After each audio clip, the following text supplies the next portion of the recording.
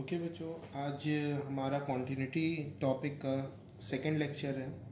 जैसा कि last lecture में हमने आपको बताया था कि कॉन्टिन्यूटी क्या होता है। कॉन्टिन्यूटी का मतलब हो गया कि एक ग्राफिकल वे में बात करें तो विदाउट ब्रेक किसी भी पॉइंट पे अगर हमें अपने फंक्शन को कॉन्टिन्यूस चेक करना होगा तो हम देखेंगे वो अपने NBDs यानी नेबरहुड पे, अपने लेफ़्ट नेबरहुड और राइट नेबरहुड पे वो ब्रेक तो नहीं हो रहा है या होल तो नहीं है। अगर ऐसा होगा तो वो कॉन्टिन्यूस नहीं हो सकता।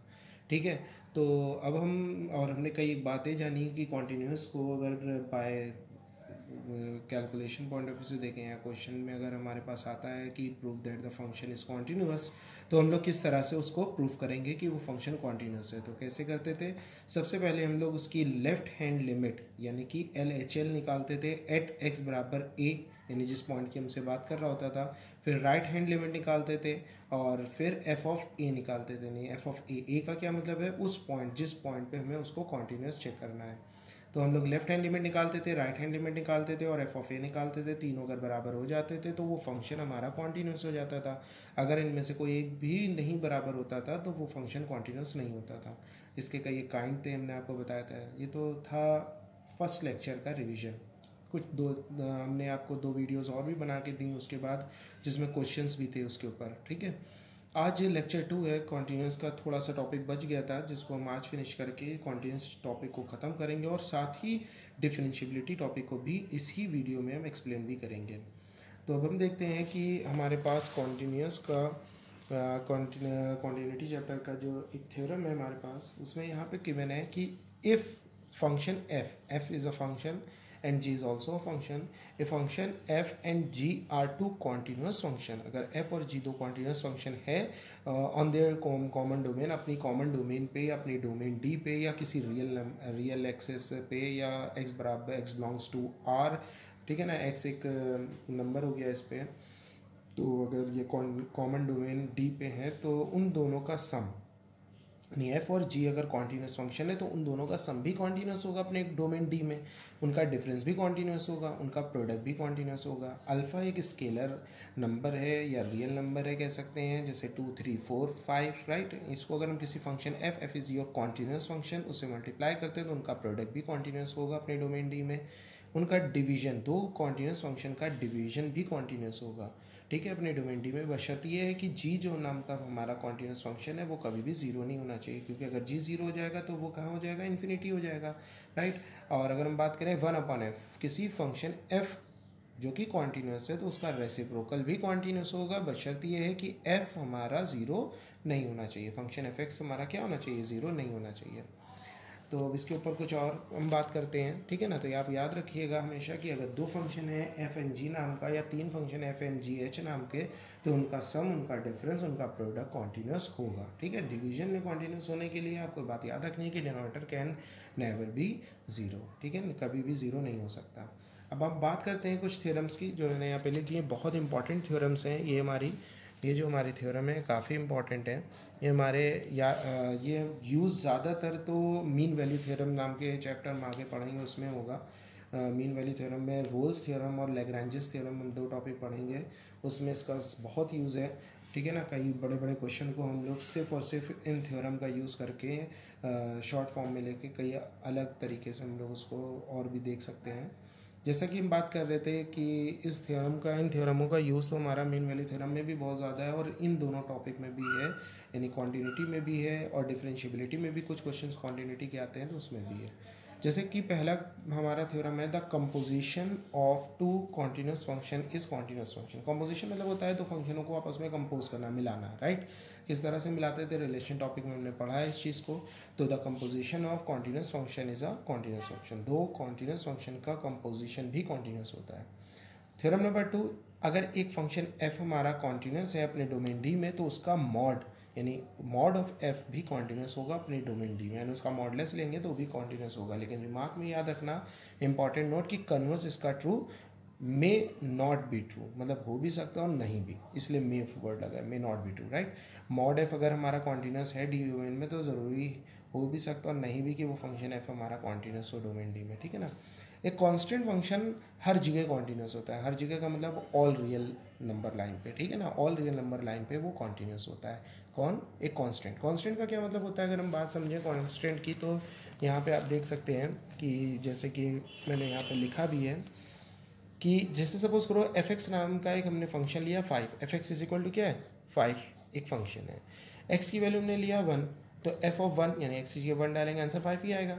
एक्स की वैल्यू हमने लिया क्या 2, तो अगर हम एक्स की वैल्यू 2 लेते हैं एफ ऑफ 2 तो आंसर 5 आएगा। एक्स की वैल्यू 3 लेते हैं तब भी 5 आएगा। तो यानी कि एक्स की कोई भी वैल्यू लो आंसर हमेशा 5 आ रहा है, तो यानी फिक्स वैल्यू आ रही है। तो इसका क्या मतलब है कि अगर हम कोई भी वैल्यू एक्स की लेते हैं तो आंसर सेम आ रहा है, तो उसको बोलते हैं कांस्टेंट फंक्शन। कांस्टेंट फंक्शन हर जगह कॉन्टीन्यूस होता है।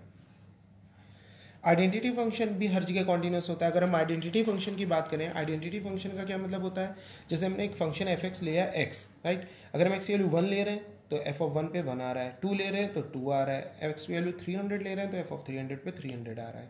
तो इसका क्या मतलब है कि हम जो वैल्यू ले रहे हैं आंसर भी हमारा वही वैल्यू आ रहा है, तो इसका मीनिंग होता है वो आइडेंटिटी फंक्शन है, राइट। तो आइडेंटिटी फंक्शन का मतलब है जो वैल्यू आप लेते हो उसी वैल्यू पे वही आंसर आपको मिल रहा है, राइट। तो यानी कि identity function is everywhere continuous. तो आपको याद रखना है आइडेंटिटी फंक्शन हर जगह कॉन्टीन्यूस होता है। अब हमारे पास इसके बाद है पांचवी थ्योरम। अब polynomial function is everywhere continuous. Polynomial आप लोगों ने क्लास 9th में भी जाना, 10th में भी जाना कि पॉलिनोमियल फंक्शन हमारे क्या होते थे। जैसे एक क्यूबिक होती थी पॉलिनोमियल, एक क्वाड्रेटिक पॉलिनोमियल होता था, एक लीनियर पॉलिनोमियल होता था, एक बाय क्वाड्रेटिक पॉलिनोमियल होता था। ऐसे तरीके के कई एक पॉलिनोमियल हम लोगों ने पढ़े थे। तो पॉलिनोमियल फंक्शन भी हर जगह कॉन्टीन्यूस होता है। हर जगह का मतलब ऑल रियल नंबर लाइन पे। मॉडलेस फंक्शन भी हर जगह कॉन्टीन्यूस होता है, ठीक है ना। एक्सपोनेंशियल फंक्शन की बात करें जैसे ए की पावर एक्स, जिसमें ए ऑलवेज ग्रेटर देन 0 यानी ए ऑलवेज पॉजिटिव, वो भी हर जगह कॉन्टीन्यूस होता है, ठीक है। ऑल्सो ई की power X is your exponential, exponential की पावर एक्स भी ऑलवेज या एवरीवेयर कॉन्टीन्यूस। आठवां पॉइंट हमारा है कि eight theorem number 8, the logarithmic function है। लॉग वाला फंक्शन जो होगा वो कॉन्टीन्यूस हर जगह नहीं होगा, वो सिर्फ अपने डोमेन में होगा। डोमेन का मतलब क्या होता है, डोमेन का मतलब जैसे ओपन इंटरवल 2,3, तो 2,3 के बिटवीन वो कॉन्टीन्यूस होगा। अगर गिवन है, नहीं गिवन है, प्रूव करना है तो हम चेक करेंगे, राइट। और हमारा टिग्नोमेट्रिक फंक्शन में 6 टिग्नोमेट्रिक फंक्शन होते हैं, जिसमें हम टिग्नोमेट्रिकल फंक्शन की बात करें तो हमारा साइन और कॉस, साइन और कॉस की अगर हम बात करते हैं तो ये 2 टिग्नोमेट्रिक फंक्शन हमारे हर जगह कॉन्टीन्यूस होते हैं। लेकिन अगर हम टैन, कॉट, सेक और कॉसेक की बात करें, बचे हुए 4 टिग्नोमेट्रिकल फंक्शन, ये हमारे कॉन्टीन्यूस होते हैं अपने डोमेन में, ठीक है, ये हमारे डोमेन में कॉन्टीन्यूस होते हैं। लेकिन साइन और कॉस ये 2 ऐसे फंक्शन है जो हर जगह कॉन्टीन्यूस है। हाँ, जैसे यहाँ पे आप देख नहीं पा रहे थे, अब दिख रहा है। तो साइन और कॉस जो फंक्शन है ये हर जगह कॉन्टीन्यूस होंगे, लेकिन जो टैन और कॉट, सेक, कॉसेक ये फंक्शन है ये हमारे कॉन्टीन्यूस होंगे अपने डोमेन में, राइट। अगर हम बात करते हैं कि साइन और कॉस की, तो इनका जो डोमेन होता था वो -1 से 1 के बीच में होता था, है ना। अगर हम बात करें इसके आगे थोड़ा सा बढ़ते हैं तो यहाँ पे आप देख रहे हैं इसका 11 point, all inverse trigonometric function are continuous in its domain.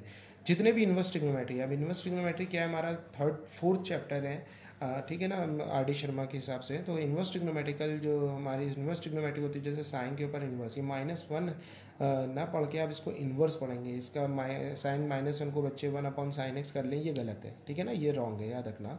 तो साइन की पावर -1 नहीं, sign inverse x, cos inverse x, tan inverse x etcetera, ये हमारे जो 6 टिग्नोमेट्रिकल फंक्शन के इन्वर्स टिग्नोमेट्री बने, ठीक है ना। तो ये हमारे क्या होते हैं, ये अपने डोमेन में कॉन्टीन्यूस होते हैं, सिर्फ डोमेन में, या एवरीवेयर, इनमें से कोई भी एक भी ऐसा नहीं है जो एवरीवेयर कॉन्टीन्यूस हो। तो जैसा कि अभी हम लोगों ने जाना, ये छोटी सी बात थी जो हमारी कॉन्टीन्यूटी के एक्सटेंट फॉर्म में थी, जो थोड़ा सा रह गया था हमारा फर्स्ट लेक्चर में, हमने आज यहाँ पे कंप्लीट कर दिया। अब हम इन कॉन्टीन्यूस के ऊपर, जैसे ये कॉन्टीन्यूस की जो बातें मैंने बताई आपको, कॉन्टीन्यूटी चैप्टर में ये फंक्शन कॉन्टीन्यूस कहाँ होगा, इसकी जो बातें बताई, इसके ऊपर कुछ क्वेश्चंस देख लेते हैं, एक आध क्वेश्चन देखते हैं और समझते हैं कि कैसे हम इसको फर्दर सॉल्व करेंगे, ठीक है। तो अब हमने देखा क्या, यहाँ पे एक फंक्शन है, if a function f is defined as F X. एक फंक्शन एफ एक्स है हमारे पास जिसका नाम है मॉड x-4 अपॉन x-4, ठीक है ना, where x is not equal to 4। जब x की वैल्यू 4 नहीं होगी तो हमें ये फंक्शन लेना है, और 0 लेना है जब x की वैल्यू 4 होगी, हाँ है ना। तो show that f is everywhere continuous, ठीक है ना।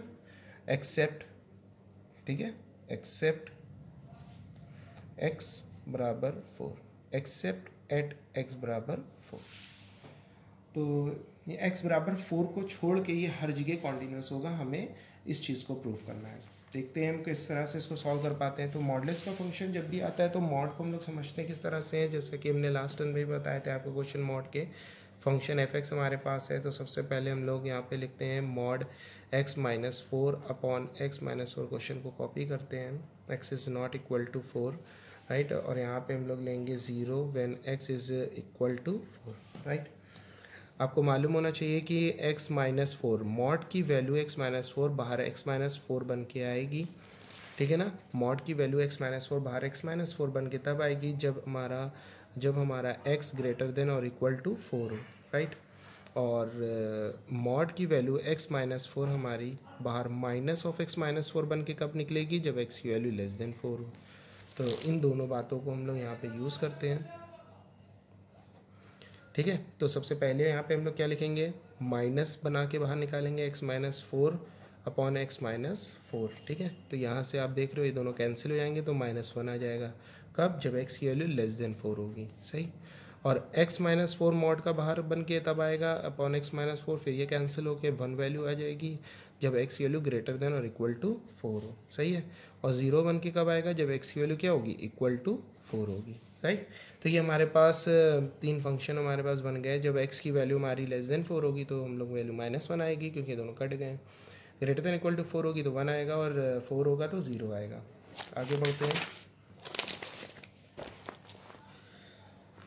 तो जैसा कि हम लोग ने देखा, x की वैल्यू जब लेस देन 4 थी तो फंक्शन एफ एक्स की वैल्यू क्या आ रही थी, x की वैल्यू लेस देन 4 थी तो फंक्शन एफ एक्स की वैल्यू हमारी आ रही थी -1। अब आप जानते हो -1 एक कांस्टेंट फंक्शन है, तो कांस्टेंट फंक्शन अभी हमने पीछे पढ़ा था कि कांस्टेंट फंक्शन हर जगह कॉन्टीन्यूस होता है, तो 4 से कम पे वो हर जगह कॉन्टीन्यूस है। x ग्रेटर देन और इक्वल टू बात करें, ग्रेटर देन 4 पे तो फंक्शन एफ एक्स की वैल्यू क्या आ रही थी, 1 आ रही थी, ग्रेटर देन 4 पे, राइट। ग्रेटर देन 4 पे वैल्यू कितनी आ रही थी, 1 आ रही थी। तो ये भी कांस्टेंट फंक्शन है, तो ये भी हर जगह कॉन्टीन्यूस होगा। तो बचा कौन, x इज इक्वल टू 4, है ना। x इज इक्वल टू 4 पे हमें तो प्रूफ क्या करना था कि ये हर जगह कॉन्टीन्यूस होगा, तो लेस देन 4 पे भी ये कॉन्टीन्यूस है, ग्रेटर देन 4 पे भी कॉन्टीन्यूस है, एक्सेप्ट 4 को छोड़ के, यानी 4 पे कॉन्टीन्यूस नहीं होगा। तो हम चेक करते हैं 4 पे कॉन्टीन्यूस है कि नहीं, तो हमें चेक करना पड़ेगा ना कि ये कॉन्टीन्यूस हो भी रहा है कि नहीं। लेकिन प्रूफ में तो हमें लिखा हुआ है बड़ा बड़ा क्वेश्चन में कि 4 पे कॉन्टीन्यूस नहीं होगा, तो जाहिर सी बात है अगर हम इसको कॉन्टीन्यूस चेक करेंगे 4 पे तो ये कॉन्टीन्यूस नहीं आएगा। तो हम लोग सबसे पहले निकालते हैं कॉन्टीन्यूस का तरीका क्या था, लिमिट LHL निकालते थे, याद है ना आपको, लेफ्ट हैंड लिमिट निकालते थे at x tends to 4 minus F X, ठीक है। तो लिमिट यहाँ क्या आ जाएगा, h tends to 0 f of 4 minus h, ठीक है ना, याद है। तो 4 माइनस का मतलब 4 से छोटा, तो 4 से छोटा का मतलब क्या था, ये वाला ना, फंक्शन x की वैल्यू क्या हो रही थी, -1। यहाँ देख लो 4 से छोटे पे वैल्यू -1 आ रही है ना, तो डायरेक्ट आंसर -1 आ जाएगा। तो लिमिट h टेंस टू -1, आपको मालूम होगा कि कांस्टेंट पे लिमिट लगती नहीं, तो यहाँ पे आपको लिमिट लगाने की भी ज़रूरत नहीं थी, तो सीधे -1 आंसर आ जाएगा। अब क्या निकालते हैं, RHL, राइट हैंड लिमिट, ठीक है ना, एट x बराबर 4 पे 4 पे राइट हैंड लिमिट निकालते हैं। तो ये क्या हो जाएगा, limit at x tends to 4 plus F X, ठीक है। तो ये हो जाएगा limit h tends to 0 f of 4 plus h, right. 4 plus का मतलब क्या होगा, मतलब उससे ज़्यादा, ठीक है। जैसे यहाँ पे a माइनस एक्स करते हैं वहाँ प्लस है, तो यहाँ पे क्या होगा, ग्रेटर देन। आप देख रहे हैं यहाँ पे कि क्या हो रहा है, 4 एक्स की वैल्यू ग्रेटर देन 4 पे क्या आ रहा है, 1। तो यहाँ पे क्या आ जाएगा, लिमिट h टेंस टू 0 1। फिर वही बात है, कांस्टेंट पे रखना नहीं है लिमिट, तो यहाँ पे लिखने की ज़रूरत नहीं है। मैं बार बार लिख के काट रहा हूँ ये समझाने के लिए, आपको लिखने की ज़रूरत डायरेक्ट नहीं है। आप जब प्रैक्टिस हो जाएगी तो आपको समझ में आ जाएगा कि आपको लिखना नहीं, क्योंकि कांस्टेंट आ रहा है। तो यहाँ तुम देख रहे हो LHL एट x बराबर 1 is not equal to RHL at x बराबर 1। तो सो फिर क्या लिखेंगे language, so function F x is not continuous at x बराबर 4। तो फंक्शन हमारा x बराबर 4 पे कॉन्टीन्यूस नहीं होगा। ठीक है, ये इतनी सी बात थी हम लोगों को जो समझनी थी। तो इतनी सी बात थी हमारी कॉन्टिन्यूटी में। कॉन्टिन्यूटी और डिफरेंशिएबिलिटी हमारा कोई बहुत लेंदी टॉपिक नहीं है, बड़ा इजी टॉपिक है, काफ़ी जल्दी हो जाएगा आप लोगों से, ठीक है ना। तो कॉन्टिन्यूटी के बाद हम बढ़ते हैं अगले टॉपिक पे, डिफरेंशिएबिलिटी पे।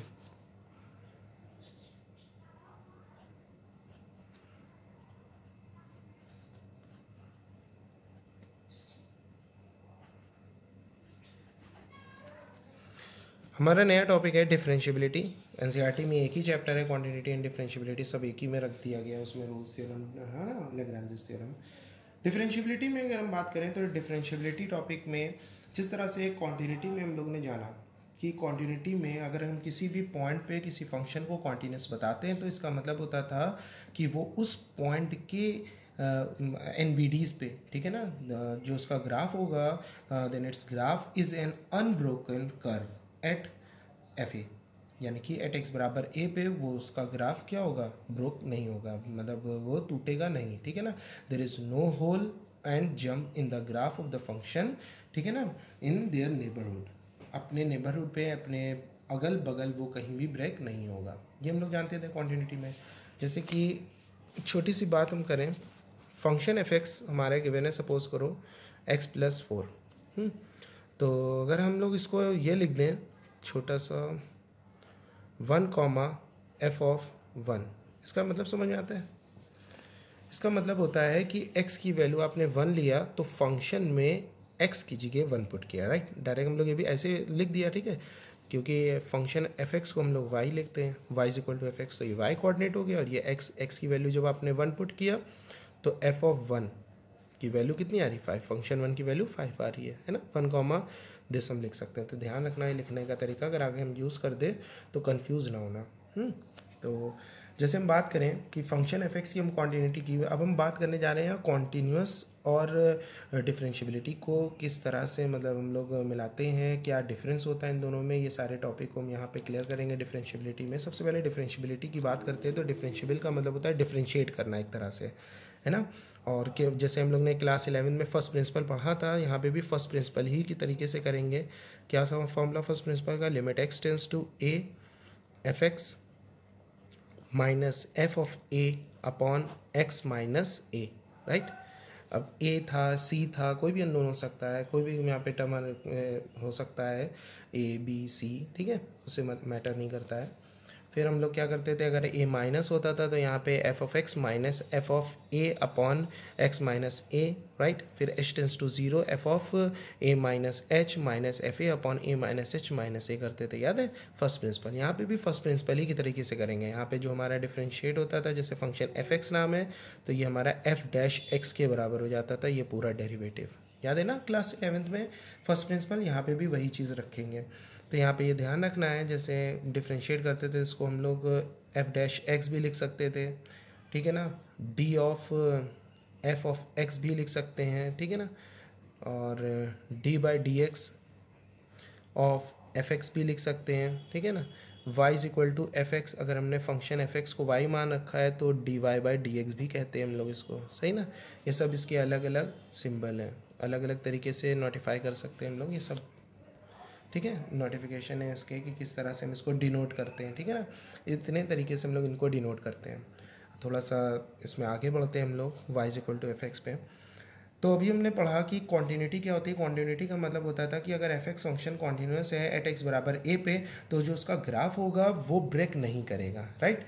वो उसका जो भी ग्राफ होगा वो ब्रेक नहीं होगा। वो कहाँ ब्रेक नहीं होगा, जहाँ पे हम बात करें वो ब्रेक नहीं होगा a, f(a) के कोऑर्डिनेट पे वो ब्रेक नहीं होगा, मतलब उसमें कोई भी होल और कोई भी जंप नहीं होगा उस ग्राफ में, अपने एनबीडीज़ पे जैसे हम बात करें इस ग्राफ की, तो ये इस पॉइंट के एनबीडी यानी ये अपने लेफ्ट एनबीडी और राइट एनबीडी पे कहीं भी ब्रेक नहीं हो रहा है, तो ये हमारा क्या हो जाएगा, कॉन्टीन्यूस हो जाएगा, ठीक है। तो एक नेचुरल क्वेश्चन अराइज हुआ हमारे पास कि what do we mean when we say that the function F x is differentiable at a point x बराबर c पे। तो x बराबर c या x बराबर a या x बराबर b किसी भी पॉइंट पे हमारा क्या मतलब होगा कि वो फंक्शन f(x) डिफरेंशिएबल है। तो इसका क्या मतलब है, कॉन्टिन्यूस है तो इसका मतलब ये है कि वो अपने NBDs पे ब्रेक नहीं होगा, होल नहीं होगी। लेकिन अगर डिफरेंशिएबल है तो इसका क्या मतलब है, तो इसका ये मतलब हम लोग समझते हैं अपने एक छोटे से टर्म में। यहाँ पे हम देखते हैं, जैसे हम एक ग्राफ बनाते हैं, यहाँ पे बहुत अच्छे से समझना। पहले हम ग्राफिकल बताएंगे, फिर उस पूरी का कंक्लूजन बताएंगे क्या है। ये कर्व है हमारे पास, ठीक है, ये कर्व है हमारे पास। इसमें हमने एक पॉइंट ले लिया, सपोज करो P नाम का पॉइंट है, इसका नाम है a, f(a), राइट। और इस ग्राफ का नाम है हमारा y = fx। y = fx नाम का एक ग्राफ है, राइट। इसमें हमने पॉइंट लिया a, इस पॉइंट का नाम क्या है, x एक्सिस पे a, और वैल्यू क्या आ रही है, f(a). f(a) का मतलब क्या हो गया, a यहाँ पे पुट किया तो f(a) मतलब y कोऑर्डिनेट, राइट। इसके हमने 2 NBDs पॉइंट लिए, नेबरहुड, ठीक है ना। ये लिमिटिंग जो है इसकी जो है क्या है, ये लिमिटिंग पोजीशन है, ठीक है। लिमिटिंग पोजीशन का मतलब होता है बहुत करीब इसके। इसका नाम ले लिया सपोज करो Q और इसका नाम ले लिया R, राइट। ये इसके बहुत करीब है तो इसका नाम क्या होगा, जैसे ये A है, A से लेफ्ट साइड पे तो A से थोड़ा सा पीछे a - h, f(a - h). h का क्या मतलब होता था, बहुत कम चलना, चाहे वो लेफ्ट साइड पे हो चाहे वो राइट साइड पे हो। और r की तरफ है तो इसके कोऑर्डिनेट क्या होंगे, a पॉइंट था x तो a + h, f(a + h), right. तो यहाँ से हमने कॉर्ड ड्रॉ की, एक यहाँ से कॉर्ड ड्रॉ की, ये 2 कॉर्ड्स हो गए। बेटा बहुत अच्छे से समझना है इस चीज़ को, क्योंकि यहाँ पे हम लोग डिफरेंशिएबिलिटी के टॉपिक को समझ रहे हैं। अब देखो यहाँ पे हमने क्या करा है, एक फंक्शन f(x) को कंसीडर किया, एक ओपन इंटरवल, सपोज करो ओपन इंटरवल है b, c नाम का, जिसमें एक पॉइंट हमने ले लिया, एक let p be a point on a curve जिसका नाम है a, f(a), ठीक है ना। और उस कर्व का नाम क्या था, y = fx नाम के कर्व पे हमने एक p पॉइंट ले लिया, जिसपे 2 पॉइंट हमने लिए उसके NBDs Q and R be 2 NBDs यानी be 2 neighborhood point on the left and right hand side respectively of point P as shown in the figure। अब इसके बाद अगर हम निकालते हैं स्लोप ऑफ कॉर्ड PQ की कॉर्ड, ये जो PQ कॉर्ड है इसकी स्लोप अगर निकालते हैं तो क्या आएगी हमारे पास slope, y2 - y1 x2 - x1 होता था ना। तो f(a - h) minus f(a) upon x2 - x1 करेंगे तो हमारा a और a कैंसिल हो जाएगा, -h आ जाएगा। इसी तरह से अगर हम स्लोप ऑफ कॉर्ड PR निकालते हैं तो हमारे पास आ जाएगा f(a + h minus f(a) upon h, right. तो यहाँ पे हम लोग जानते हैं कि अगर हम इस P पॉइंट पे, ये जो P पॉइंट है इस पे अगर एक टेंजेंट ड्रॉ करते हैं, अच्छे से देखना, ये टेंजेंट है जो इस P पॉइंट को टच करते जा रही है, ठीक है। P पॉइंट को टच करती हुई एक टेंजेंट पास हो रही है। तो we know that the tangent to the curve at a point P is the limiting position of chord PQ। मतलब कहने का सेंस है इस P पॉइंट से ये जो टेंजेंट पास हो रही है इसकी लिमिटिंग पोजीशन है Q से भी ये कम से कम दूरी पे होगा, R से भी कम से कम दूरी पे होगा। तो अगर हम h की वैल्यू को टेंड्स टू 0 कर दें, इफ़ h टेंड्स टू 0 यानी h बहुत करीब हो जाए 0 के, तो अगर ये h बहुत करीब 0 के हो जाएगा तो ये भी 0 हो जाएगा, ये भी 0 हो जाएगा। तो इसका मतलब ये जो कॉर्ड होगी PQ, इसकी स्लोप और PR की स्लोप आपस में क्या हो जाएगी, बराबर हो जाएगी। तो इसका मतलब है PQ और PR की अगर स्लोप बराबर हो गई तो इससे क्या मतलब समझ में आया कि PQ कॉर्ड की स्लोप और PR कॉर्ड की स्लोपें सेम हो रही हैं, ध्यान रखना सेम हो रही है स्लोप, ठीक है। तो जो हमने P से टेंजेंट पास की, ठीक है ना, तो इसका ये क्या मतलब हुआ कि जो स्लोप ऑफ द टेंजेंट होगी इस P पॉइंट से, ठीक है, जिसकी दूरी limiting position from the left side of the point Q of the chord PQ are same. यानी कि इस PQ की जो स्लोप होगी, इस PQ टेंजेंट की जो स्लोप होगी वो उसके लेफ्ट साइड पे पड़े पॉइंट Q से PQ नाम की जो कॉर्ड होगी इसकी स्लोप के बराबर होगा। उसी तरह से इस PQ से, इस P पॉइंट से पास होती जो टेंजेंट की स्लोप होगी वो क्या होगी, वो वही होगी जो PR कॉर्ड की लिमिटिंग पोजीशन पे जो पी आर पॉइंट की कॉर्ड की लिमिटिंग पोजीशन होगी, ठीक है ना, लिमिटिंग पोजीशन की स्लोप होगी। तो ये स्लोप और ये स्लोप बराबर हो गई, तो इसका मतलब इस पी पॉइंट से पास होती है टेंजेंट यूनिक होगी, यानी ये दो ना होके एक ही होगी कि ये दोनों कॉर्ड की क्या हो रही थी, ये दोनों कॉर्डें आपस में स्लोप वाइज सेम हो रही थी। डिस्टेंस इक्वल नहीं है, स्लोप वाइज सेम है, ठीक है। ये मैंने इक्वल का जो साइन बताया स्लोप वाइज इक्वल है, राइट। ये दोनों स्लोप के पॉइंट ऑफ व्यू से सेम होने की वजह से इस पी पॉइंट से सिर्फ यूनिक टेंजेंट पास हो रही थी। तो ये लाइन आप लोग लिख भी सकते हो जो मैं स्टेटमेंट में बोलने जा रहा हूँ। So limit h tends to 0 f of a minus h minus f of a upon minus h बराबर हो गया था limit h tends to 0 f of a plus h, अभी मैंने बताया था ना minus F A upon h, ठीक है ना। उसका लेफ्ट हैंड पे जो स्लोप थी पी क्यू की, ठीक है ना, स्लोप ऑफ पी क्यू बराबर हो गया था स्लोप ऑफ किसके, पी आर के, राइट। तो ये दोनों स्लोप बराबर हो गई थी। तो इससे हमें क्या निकल के आया, समझ में आई बात। देखो मैं जो स्टेटमेंट बोलने जा रहा हूँ इसको आप बहुत अच्छे से समझना। मैं बोलने जा रहा हूँ the slope of tangent at P, ठीक है। मैं आपको ग्राफ से दिखा के बोलता हूँ ताकि अच्छे से क्लियर हो, ठीक है ना। Slope of the tangent at P, P point पे जो ये टेंजेंट जा रही है इसकी जो स्लोप होगी वो वही होगी जो लिमिटिंग पोजीशन होगा इसके लेफ्ट हैंड साइड पे पड़ी कॉर्ड पी क्यू के, और इसी पी पॉइंट पे जो स्लोप होगी टेंजेंट की वो वही होगी जो इसके राइट साइड पे आर पॉइंट्स पे पी आर नाम की कॉर्ड की स्लोप होगी। और ये दोनों कॉर्ड अगर आपस में बराबर हो जाती हैं तो इस पी पॉइंट से यूनिक टेंजेंट जाएगी। तो स्टेटमेंट यानी कंक्लूजन क्या निकलता है, कंक्लूजन निकलता है there is a unique tangent, ठीक है ना, एट पॉइंट पी। अब एक बात और अच्छे से समझना जल्दी से, देन अगर एक ही यूनिक टेंजेंट होगी उस पी पॉइंट पे यूनिक टेंजेंट होगी, तो ध्यान रखना कोई भी फंक्शन एफ एक्स किसी पॉइंट पे किसी कर्व के, मतलब कोई फंक्शन एफ एक्स किसी कर्व के किसी भी पॉइंट पे तभी डिफरेंशिएबल होगा जब उससे यूनिक टेंजेंट पास हो, ठीक है ना। तो मैंने क्या कहा कि फंक्शन एफ एक्स डिफरेंशिएबल होगा किसी भी पॉइंट पी पे तभी if if there exists a unique tangent at that point p, right।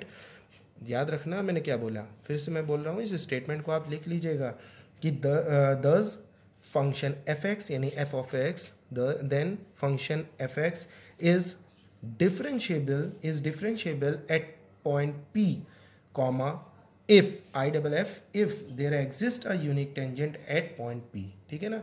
कोई भी फंक्शन एफ एक्स कर्व के किसी भी पॉइंट पे तभी डिफरेंशिएबल होगा जब वो उस पॉइंट से यूनिक टेंजेंट पास हो। या दूसरी भाषा में आप ये भी कह सकते हो कि फंक्शन एफ एक्स डिफरेंशिएबल होगा उस पॉइंट पे तभी जब उस पॉइंट पे कोई भी कॉर्नर पॉइंट ना हो। ये जो मैंने बात बोली कॉर्नर पॉइंट, ये इसको हाईली नोट में लिख लीजिएगा, काफ़ी अच्छे नोट्स में लिख लीजिएगा कि कभी भी किसी कर्व पे कोई भी कॉर्नर पॉइंट नहीं होना चाहिए। यानी कि अगर किसी कर्व पे कोई शार्प टर्न है मतलब ये शार्प टर्न हो गया, तो अगर शार्प टर्न है तो मैंने पूछा क्या ये ग्राफ हमारा डिफरेंशिएबल होगा, तो आप कहोगे नहीं होगा। क्यों नहीं होगा भाई, तो इसको हम समझने के लिए एक क्वेश्चन देखते हैं। y equal to mod x, mod x का जो ग्राफ हमारा होता है वो कैसा होता है, सॉरी ऐसे आता है ना ये।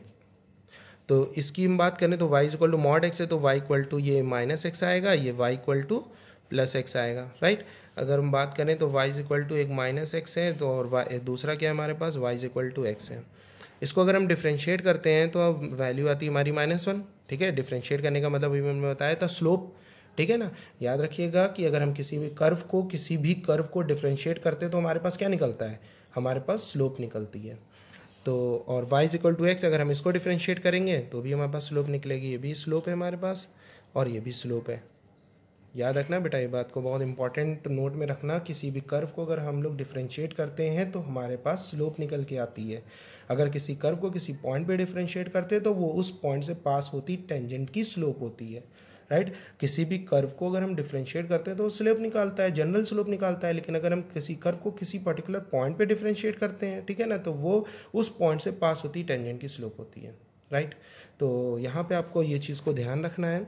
और आगे बढ़ते हैं तो यहाँ पे हमने देखा क्या y equal to -1 y equal to 1, ये दोनों तो स्लोप हैं और ये दोनों स्लोप आपस में बराबर नहीं है। तो बराबर नहीं है तो इसका क्या ही मतलब है, मैंने अभी आपको बताया कि दोनों अगर किसी पॉइंट पे कोई टेंजेंट पास हो रही है तो वो यूनिक तभी होगी जब वो उस पॉइंट के NBDs पे, इधर यानी लेफ्ट NBD और राइट NBD पे जो कॉर्ड की स्लोप होगी वो सेम हो, कॉर्ड की स्लोप सेम हो। लेकिन यहाँ पे हमने देखा क्या, उसके कॉर्ड की स्लोप पे लेफ्ट NBD और राइट NBD पे सेम नहीं आ रही है, तो यानी कि वो उस पॉइंट यानी ओरिजिन पे डिफरेंशिएबल नहीं होगा। तो इसका मतलब वो शार्प टर्न पे डिफरेंशिएबल नहीं होगा। तो कोई भी दुनिया का कोई भी कर्व अगर शार्प टर्न लेता है तो वो कभी भी डिफरेंशिएबल नहीं हो सकता, लेकिन कॉन्टिन्यूस हो सकता है, ठीक है ना। तो अगर हम बात करें कि ये जो शार्प टर्न वाला केस है, यानी ये ग्राफ अगर मान लो हमारे ऑब्जेक्टिव में आया, पूछा जाए ये कॉन्टिन्यूस होगा, तो कहोगे yes it is continuous but it is not differentiable. Sharp turn हो गया, शार्प टर्न होने से स्लोप डिफरेंट हो जाएंगी। लेकिन कर्व में जो स्मूथ कर्व होता है उस स्मूथ कर्व पे हमारे पास टेंजेंट यूनिक ही पास होगी, ठीक है ना। कर्व के ऊपर मौजूद हर एक पॉइंट से यूनिक टेंजेंट पास होती है, एक पॉइंट से एक साथ दो टेंजेंट नहीं निकल सकती। इसका प्रूफ अभी हम लोग ने देखा और समझा, ठीक है। इतनी बातें ध्यान रखना। कर्व के ऊपर मौजूद किसी भी पॉइंट से हमेशा याद रखना, कर्व के ऊपर मौजूद किसी भी पॉइंट से हमेशा एक यूनिक टेंजेंट पास होती है, और यूनिक टेंजेंट पास होती है अगर हम कर्व को, ठीक है ना बेटा, अगर हम कर्व को जैसे कर्व की equation y equal to fx नाम के कर्व को अगर हम डिफ्रेंशिएट करते हैं तो हमारे पास क्या निकल के आता है, स्लोप निकल के आता है। इस कर्व के ऊपर मौजूद किसी भी पॉइंट से पास होती है वो स्लोप हो सकती है। अगर हम कर्व के पर्टिकुलर किसी इस पॉइंट पे अगर हम उसको डिफ्रेंशिएट करते हैं तो इस पॉइंट से पास होती ये टेंजेंट की वो स्लोप हो जाएगी, राइट, याद रखिएगा, ठीक है। तो फिलहाल हम ये बात कर रहे थे। अब बात कर, इतनी सारी बात का कंक्लूजन क्या है सर, इतनी देर से हम आप जो हमको समझा रहे हैं उसका मतलब क्या है, आखिर हम कैसे क्वेश्चन में यूज़ करेंगे। अब इसका इन शॉर्ट मीनिंग समझो, मतलब क्वेश्चन में कैसे अप्लाई करेंगे। जिस तरह से कॉन्टिन्यूटी चैप्टर में हम लोगों को किसी भी फंक्शन को कॉन्टिन्यूस दिखाने के लिए left hand limit, right hand limit और f ऑफ a दिखाना होता था बराबर, उसी तरह से डिफरेंशिएबल के लिए हमें सिर्फ दो बातों को बराबर दिखाना होगा, LHD एट x बराबर है and is equal to RHD at x बराबर a। मतलब क्या है बेटा, LHD का फुल फॉर्म होता है लेफ्ट हैंड डिफरेंशिएबिलिटी या डेरिवेटिव, राइट हैंड डिफरेंशिएबिलिटी या डेरिवेटिव एट x बराबर है, बस ये दोनों। वहाँ क्या था, left hand limit at x बराबर है, right hand limit at x बराबर है। कॉन्टिन्यूटी में यहाँ नहीं, कॉन्टिन्यूटी में left hand limit at x बराबर है, right hand limit at x बराबर है, एंड एक और चीज़ बराबर होती थी f ऑफ a। लेकिन डिफरेंशिएबिलिटी में सिर्फ दो चीज़ें आपको देखनी है, क्या, एक left hand differentiability at x बराबर है, right hand differentiability at x बराबर है ना, इन दोनों का आपको दिखाना है बराबर। अब इसको दिखाएंगे कैसे, तो इसका फॉर्मूला होता है limit x tends to a minus f of x minus f of a upon x minus a, right, is equal to, इसका क्या होगा, limit x tends to a plus, right, function में fx माइनस ही रहेगा फॉर्मूले में a upon x minus a, right.